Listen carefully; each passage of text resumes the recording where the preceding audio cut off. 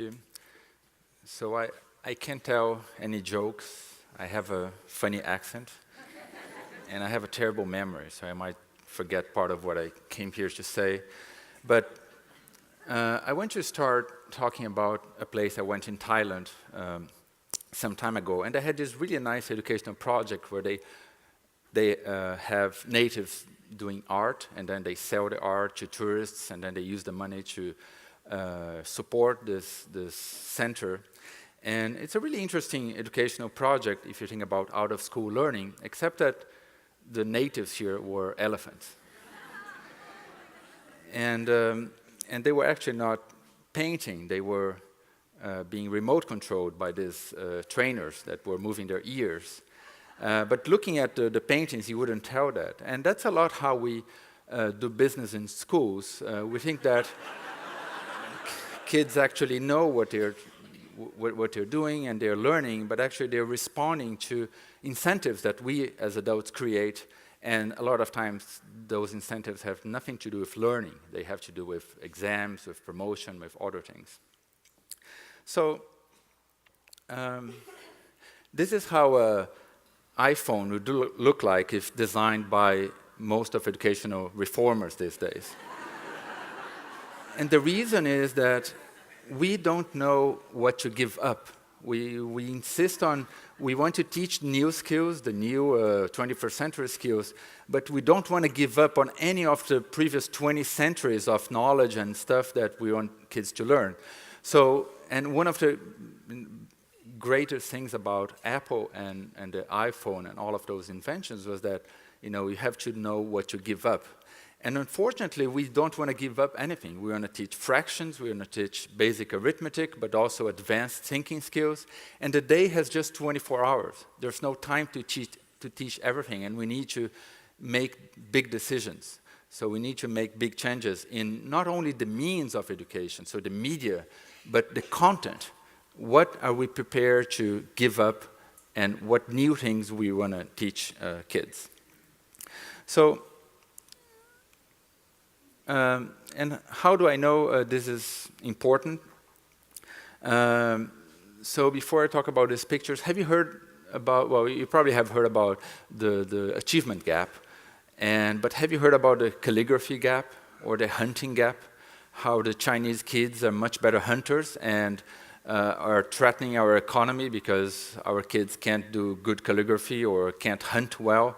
Well, probably you haven't heard of those gaps because we don't care anymore about hunting or calligraphy. Those are skills that became obsolete.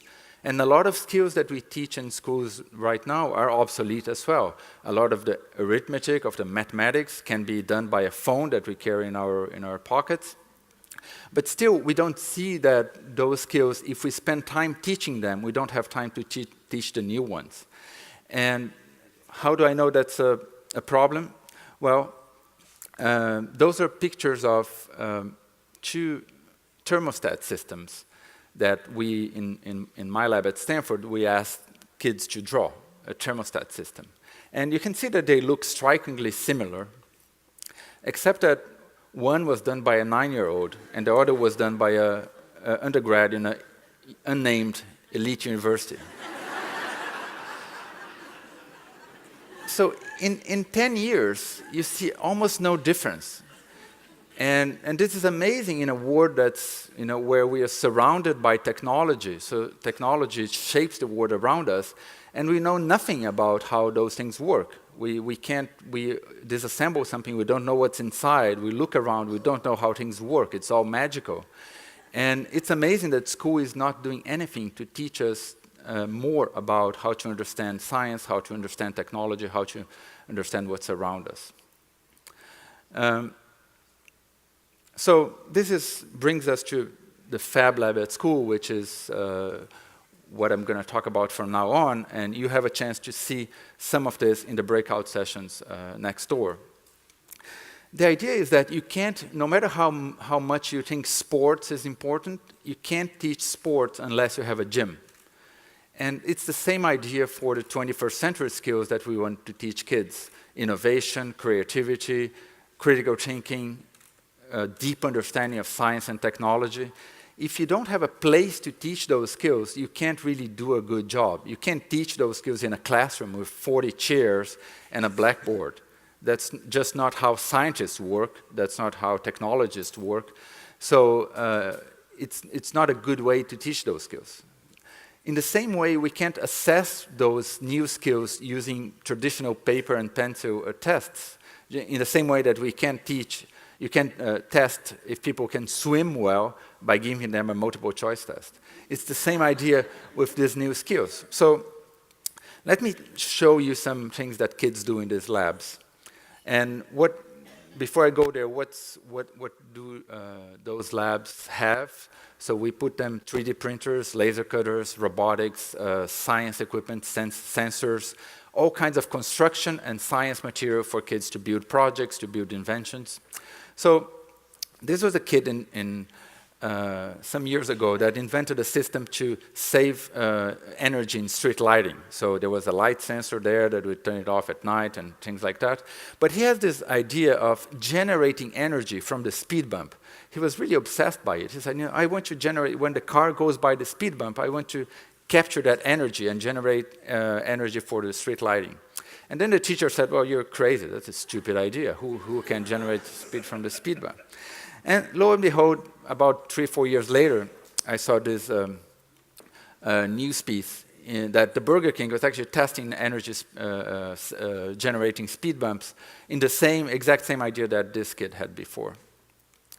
This is another kid, this child, this teenager, her name is Jaine. She lives in a very, very low-income area in São Paulo. And she told me this story that, so she went to this robotics workshop in this lab, and she went back home after a while, and she said, my sister, she has a baby, and she has, every 5 minutes, she has to go and rock the stroller because the baby is crying, and then go back to doing other things, and then every 5 minutes come back. So she has no peace. It's like the whole day doing that. So I want to invent something to help her.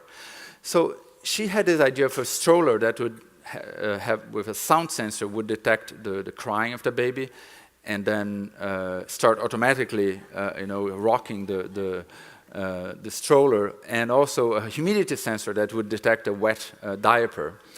And then she spent 6 months building this stroller, but here I don't want to talk much about the technological skills that she acquired, but how this changed the way she looked at the world. Not looking at technology as something magical, but looking at technology and science as a tool to improve the lives of others, which is, I think, the fundamental skill that we want to develop in these labs and in education in general. And in these labs, we also do not only invention, but science as well. So this is a kid in Russia that wanted to determine the constant of gravity by building a robotic experiment to reproduce Newton's experiment.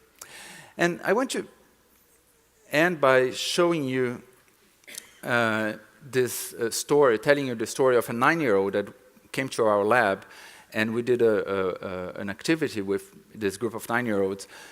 So in the beginning, we showed them a picture of a problematic situation. So we showed them a picture of a window washer in a kind of unsafe situation, and we asked them, how can you improve this? How can you make the situation better?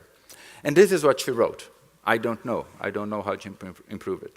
So we spent about 2 hours doing robotics, doing invention, and she built this nice ballerina robot in those 2 hours. And then we asked the question again,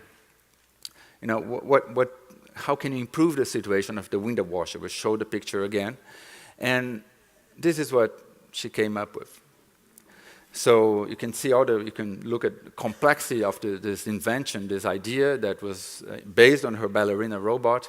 So I wonder what would happen if, instead of waking up every day and going to school to learn yet another formula, yet another piece of information, kids would wake up every day to go to school to invent something new. Every day a new invention, every day a new idea, every day something that can become a big idea. And I wonder what would happen with the country that do it first. Thank you.